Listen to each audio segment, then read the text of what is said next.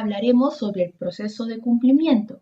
Gracias a la promulgación del Código Procesal Constitucional peruano, se da inicio a un nuevo periodo en la historia constitucional, tanto en el Perú y en Latinoamérica, ya que se desarrolla de manera integral y sistemática los procesos constitucionales y los principios procesales que los sustentan.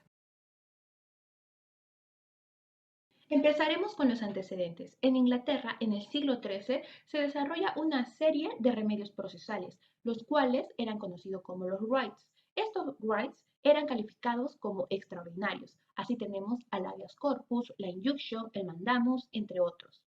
El antecedente más remoto del proceso de cumplimiento es el writ of mandamus inglés, en los cuales los jueces ingleses ejercían un control sobre la actividad que desarrollaban las autoridades administrativas para dar cumplimiento a ciertos deberes. Estados Unidos adoptó los remedios procesales ingleses que mencionamos anteriormente. Claro ejemplo de ello es el caso Marbury versus Madison, que se dio en 1803, el cual da origen a la Judicial Review, en donde a través de un mandamus establecía que el secretario de Estado debería dar cumplimiento efectivo al nombramiento judicial de William Marbury y en amparo judicial a la Judiciary Act de 1789. También otro caso que se debe tener en cuenta es el caso Mansfield versus Baker, el cual nos dice que se va a establecer el right of mandamus cuando no se ha instruido algún recurso específico o cuando el recurso sea en defensa de la administración de justicia y el funcionamiento de un buen gobierno. En Colombia, la acción de cumplimiento fue recogida por la Constitución de 1991 en su artículo 87. Tiene como finalidad dar cumplimiento a las normas legales y actos administrativos y es de competencia de los juzgados contenciosos administrativos. Como requisito de procedibilidad, la acción de cumplimiento colombiana no debe perseguir el cumplimiento de normas que establezcan gastos.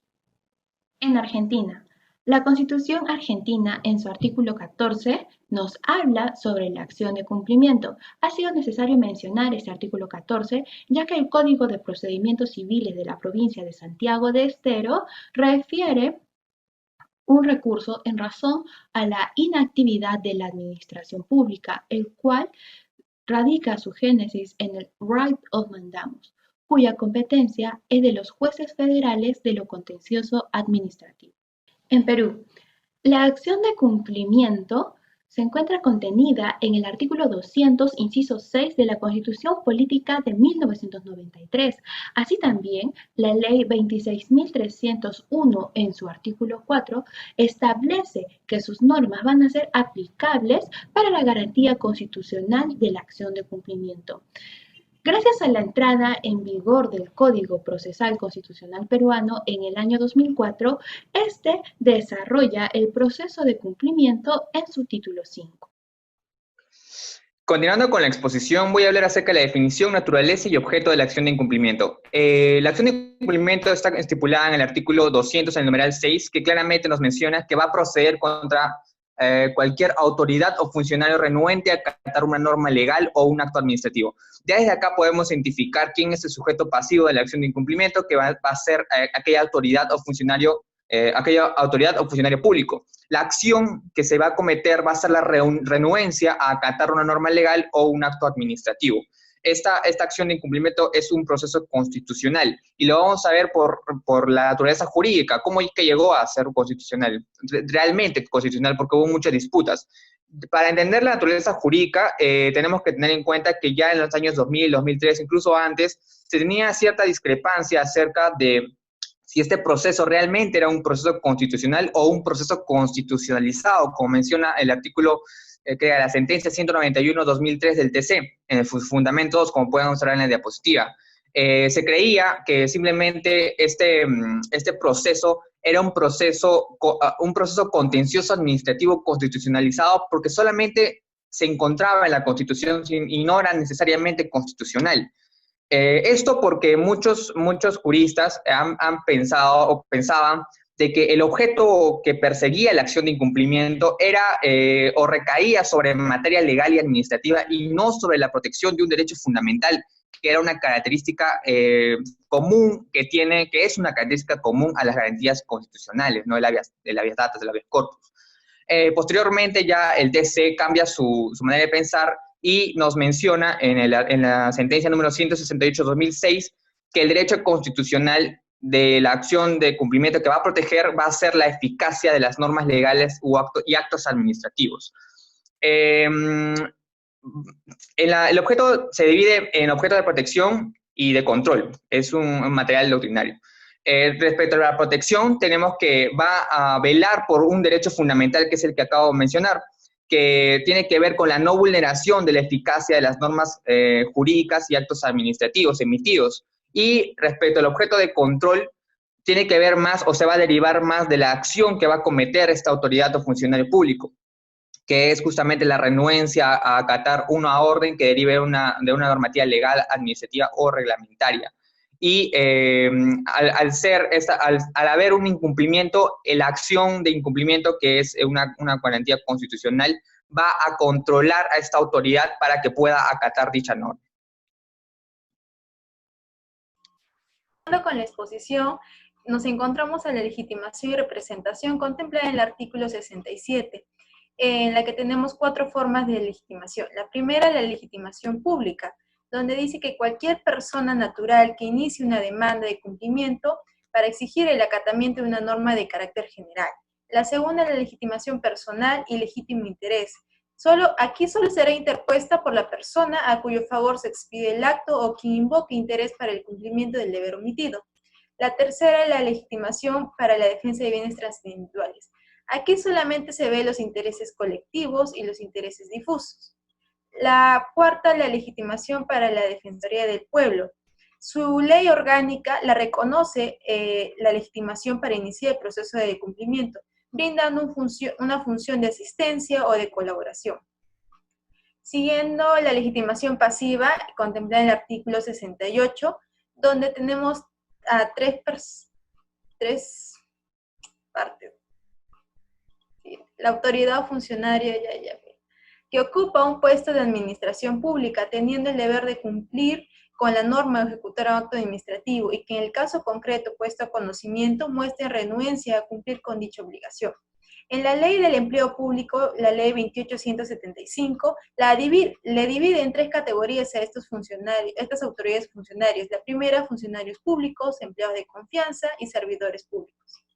La renuencia se refiere a la resistencia mostrada por el funcionario, empleado de confianza o servidor público a incumplir con una norma o ejecutar un acto administrativo, el cual puede manifestar una respuesta negativa a los requerimientos del ciudadano interesado o a la ausencia de la respuesta, es decir, el silencio ante las solicitudes presentadas.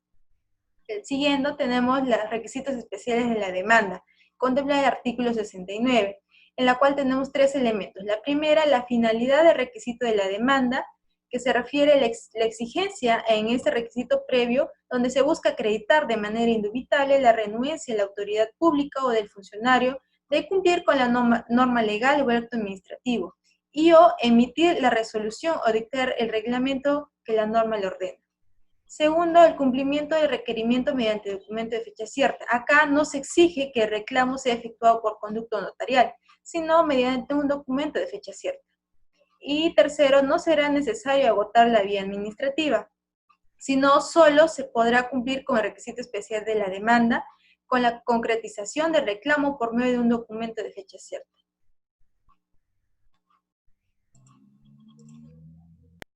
Prosiguiendo, tenemos lo que son las causales de improcedencia. Esas se encuentran establecidas en el artículo 70 del Código Procesal Constitucional. Son 8. Primero nos dice que no procede contra las resoluciones dictadas por el Poder Judicial, por el Tribunal Constitucional y por el Jurado Nacional de Elecciones. Los 2 primeros mencionados porque se encuentran en el ejercicio de su función jurisdiccional y el otro en materia electoral.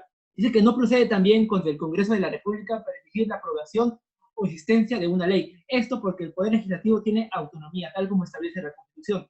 No procede cuando se busque la protección de derechos que puedan ser garantizados por los procesos de amparo, habeas data y habeas corpus. Esto es porque ya esos son mecanismos específicos para tutelar derechos fundamentales. No procede cuando se interpone con la exclusiva finalidad de impugnar la validez de un acto administrativo. Esto es porque el objeto del proceso no es el control de la legalidad de las actuaciones administrativas, sino la omisión de un incumplimiento. Por quinto, tenemos que no procede cuando se demanda el ejercicio de potestades expresamente calificadas por la ley como discrecionales por parte de la autoridad o funcionario. Sexto, nos dice que no procede en los supuestos en los cuales procede interponer un proceso competencial. No se puede interponer la acción de cumplimiento de una autoridad contra otra autoridad. La única excepción es la Defensoría del Pueblo. Por séptima, tenemos que no procede cuando no se ha cumplido con los requisitos especiales de la demanda. Como ya se mencionó, el documento de fecha cierta con 10 días. Y por último, dice que no procede si la demanda se interpuso vencido el plazo de 60 días contados de la fecha de recepción de la carta notarial. Ese documento de fecha cierta, la acción de cumplimiento debe interponerse en esos 60 días. Prosiguiendo, tenemos lo que es el enriquecimiento de la pretensión. Esa es una forma de finalizar con el proceso sin declaración sobre el fondo, tal como establece el Código Procesal Civil. Esta puede ser declarada procedente como improcedente. Es procedente cuando la pretensión tiene como objeto el cumplimiento de un acto administrativo de carácter particular para uno mismo, y es improcedente si el proceso se inicia para exigir el cumplimiento de una norma legal, de un reglamento o un acto administrativo de carácter general que afecta a más personas. Un ejemplo clásico podría ser que no procede el desistimiento del proceso cuando se haya solicitado a la autoridad competente el incumplimiento de un acuerdo de consejo municipal, en el cual se dispone la creación de un colegio. Prosiguiendo con la exposición, tenemos el contenido de la sentencia fundada. Esto se encuentra en el artículo 72 del Código Procesal Constitucional, el cual nos nombra 4 elementos importantes que debe contener esta sentencia. El primero es la determinación de la obligación incumplida, para lo cual tenemos un ejemplo en la presente sentencia, en el cual sería la vulneración del derecho a la eficacia del acto administrativo. Luego tenemos el plazo perentorio. En esta sentencia vemos de que se da 10 días hábiles para el cumplimiento de esta ordenanza. Siguiente elemento es la orden y descripción de la conducta a cumplir. Es así de que en este ejemplo se obliga el cumplimiento de la resolución directoral 138/2008. Y por último, el cuarto elemento es la orden de iniciar la investigación para efecto de determinar responsabilidad cuando la conducta del demandado así lo exija.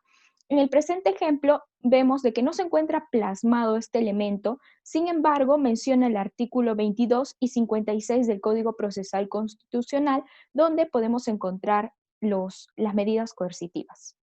Adicional a ello, tenemos un elemento cuando el fallo se trata de un estado de cosa inconstitucional, en el marco de la violación generalizada de derechos fundamentales de distintas personas. El cumplimiento de esta sentencia ya no se da ultra partes, sino erga omnes, es decir, de cumplimiento para todos. Siguiendo con la ejecución de la sentencia firme, lo cual se encuentra contenido en el artículo 73 del Código Procesal Constitucional, donde se establece la ejecución, ordenando el cumplimiento del deber omitido que deberá ser cumplida de conformidad con lo previsto en el artículo 22 del presente código. Asimismo, se ve de que existe un argumento injustificado para el cumplimiento de la sentencia firme, y este es la falta de disponibilidad presupuestaria de la autoridad emplazada.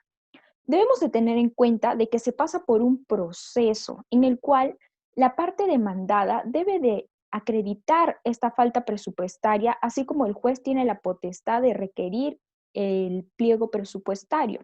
Asimismo, debemos de tener en cuenta de que existen mecanismos alternativos contenidos tanto en la Ley de Gestión Presupuestaria como en la Ley 27684, donde nos indica de que se pueden hacer modificaciones presupuestarias, se puede anular proyectos que no son prioritarios. En el artículo 44 nos habla de las reservas de contingencia, en el artículo 70 nos habla del plazo del pago de sentencias judiciales.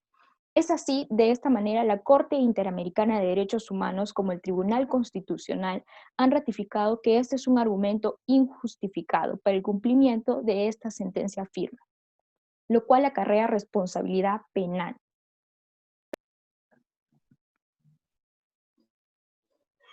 Prosiguiendo, tenemos lo que es el derecho comparado. Primero analizaré el país de Colombia. A ver. La acción de cumplimiento se encuentra establecida en la Constitución de Colombia en su Constitución Política de 1991 en su artículo 87, el cual es presentado como un mecanismo procesal destinado a exigir a las autoridades renuentes el cumplimiento de la ley o de una disposición administrativa. Sin embargo, este artículo se encuentra más desarrollado en la Ley 393, promulgada el 29 de julio de 1997, la cual cuenta con 32 artículos. Tal como se puede ver, es muy similar a nuestro Código Procesal Constitucional en lo que concierne a acción de cumplimiento, que contiene el contenido de la solicitud, el cumplimiento del fallo, los principios y todo ello. Asimismo, la ley establece en su objeto que toda persona podrá acudir ante la autoridad judicial para hacer efectivo el cumplimiento de normas aplicables con fuerza de ley o de acto administrativo. Por último, hay una jurisprudencia muy interesante en la legislación colombiana, la cual establece que la acción de cumplimiento está destinada a brindar al particular la oportunidad de exigir a las autoridades la realización del deber omitido. Esto porque permite procurar la vigencia y verificación de las leyes de actos administrativos, acatándose de esta forma uno de los principios de un Estado de Derecho, que es la eficacia de las normas. Cuando vemos la comparación entre el ordenamiento jurídico ecuatoriano y nuestro ordenamiento jurídico, podemos notar algunas diferencias. Cuando hablamos de la acción por incumplimiento ecuatoriano, podemos ver la diferencia gramatical ya realzando la acción que va a cometer esta autoridad o funcionario público, que es la renuencia a acatar una orden que derive de una norma legal, administrativa o reglamentaria. Luego podemos observar la diferencia respecto a su objeto. El objeto va a estar contemplado ya en la Ley Orgánica de Garantías Jurisdiccionales y Control Constitucional. Vamos a ver que va a describir de manera taxativa cuáles son las normativas que va a tenerse en cuenta al momento del incumplimiento de esa normativa. Vamos a encontrar también la diferencia que va a darle también cierto realce a las sentencias emitidas por la Corte Interamericana de Derechos Humanos. Vamos a encontrar también diferencias en el plazo.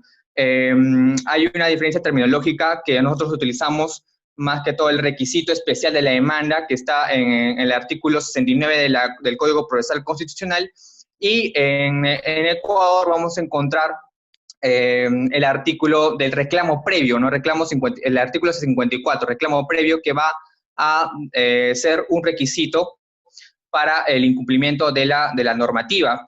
Vamos a encontrar el plazo mismo va a ser diferente, que es de 40 días para los ecuatorianos, mientras que para nosotros solamente son 10. Así vamos a encontrar muchas diferencias respecto a la normativa y el ordenamiento. Vamos a encontrar que es muy distinta y un poquito más compleja nuestro ordenamiento jurídico respecto al de Ecuador. Ya está. Yo creo que...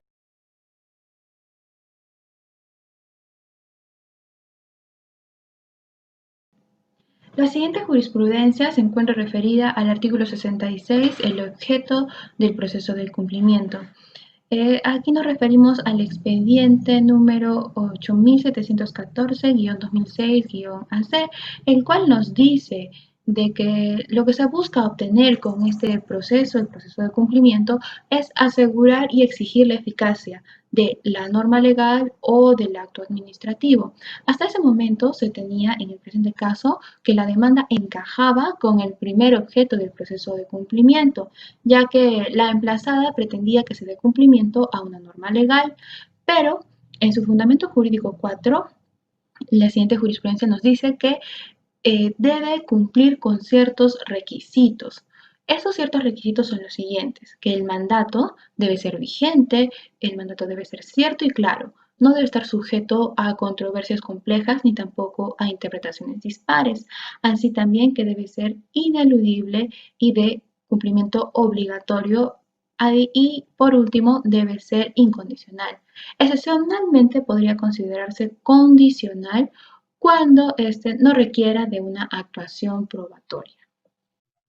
Siguiendo, tenemos la sentencia recaída en el expediente número 73-20-2006, en la cual la empresa Sport Beats demanda a la Municipalidad Metropolitana de Lima y al Servicio Administrativo Tributario acción de cumplimiento para que estos cumplan con las resoluciones de división tributaria, 2 divisiones tributarias. Ahora, ¿cuál es el problema en este caso? Se decía que en la carta notarial se establecía un monto, se requería un monto, y la resolución requería otro monto. ¿Qué decía? ¿Qué dice el TC sobre esto? Señala que la parte demandada, o sea, la municipalidad, tenía pleno conocimiento total del acto de cumplimiento que se venía requiriendo y que no, por el solo hecho de un error en el monto de la carta notarial, se debía declarar la invalidez de esta y todo el fondo que tiene y repercusión que tiene esta en el proceso de acción de cumplimiento. Asimismo, se puede desprender de esta sentencia que el Tribunal Constitucional aplica dos principios, el principio de proactione y el principio de elasticidad. Esto en el sentido que se deben interpretar los requisitos y presupuestos procesales en el sentido más favorable a la plena eficacia sobre los derechos a obtener en una resolución válida sobre el fondo del proceso y asimismo adecuar las formalidades que se exigen en el proceso para los fines de este mismo. La que traigo a colación es derivada del expediente número 1679-2017 del Tribunal Constitucional. Cuando nos referimos a las causales de improcedencia, nos referimos al artículo 70 del Código Procesal Constitucional. Sin embargo, el Tribunal Constitucional en múltiples sentencias nos menciona otras causales o supuestos que podrían devenir a una improcedencia de la acción. Para eso tengo que traer a colación también dos expedientes muy importantes. El expediente número 168-2005 del Tribunal Constitucional en su fundamento 1416 en el literal C, que nos menciona que para que sea exigible el cumplimiento de una norma legal es necesario que no esté sujeto a una controversia compleja. Asimismo, el expediente número 987-2014 del Tribunal Constitucional nos menciona en el fundamento 49 literal C que la cuestión de derecho invocada, en este caso en la acción de cumplimiento, no tiene que contravenir ningún precedente del Tribunal Constitucional, es decir, la sentencia que hace un rato les he mencionado. En el caso en concreto, el recurrente, si bien es cierto, tiene una resolución administrativa que le facultaría para un beneficio, una bonificación de acuerdo al decreto de urgencia número 037-94, esta situación estaría sometida o sujeta a una controversia compleja y en consecuencia estaría contraviniendo una sentencia del Tribunal Constitucional, es un precedente y por lo tanto se tendría que declarar improcedente. El artículo 71 nos habla sobre el desistimiento. Es así que tenemos una jurisprudencia recaída en el expediente 1743-2018. Este accionar resulta netamente procesal.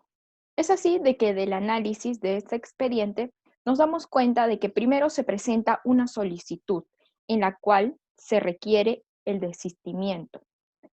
Adicional a ello, se tiene que presentar la legalización notarial de la firma y se tiene que acreditar la representación.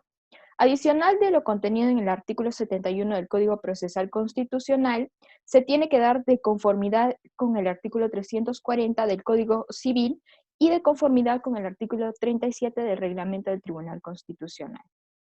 Continuando, tenemos el expediente 0605-2007 ACFJ 4.5, que vinculado con el artículo 70 de las causales de improcedencia, inciso 3, donde interpone demanda Juan Manuel Velázquez Velardes de cumplimiento contra la Superintendencia Nacional de Administración Tributaria, la SUNAT, teniendo por petitorio que se cumpla con dar la información solicitada amparando el petitorio en el artículo 2, inciso 20 de la Constitución Política del Perú, en la cual reconoce el derecho a formular peticiones por escrito ante la autoridad competente y a recibir de esta respuesta. Esta entidad demandada dio respuesta al requerimiento del accionante en el sentido de que no era posible entregar la información solicitada por encontrarse protegida por la reserva tributaria. Es así que, en base a los hechos expuestos, el derecho constitucional presuntamente violado sería el de información en el artículo 2, inciso 5c, siendo así el medio procesal de defensa del derecho a la información, el cual es el proceso de habeas data y no el proceso de cumplimiento.